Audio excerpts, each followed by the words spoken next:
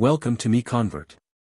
In this tutorial, I will show you how to convert STP files to RBXM format, completely free and online.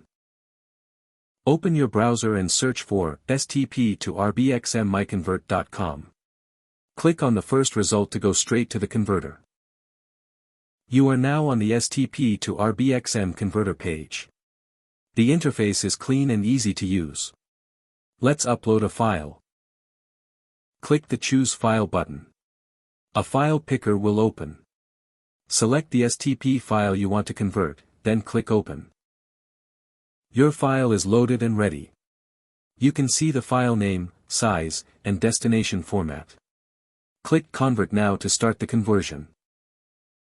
The conversion is in progress. You can see the progress bar moving. This usually takes just a few seconds. Done.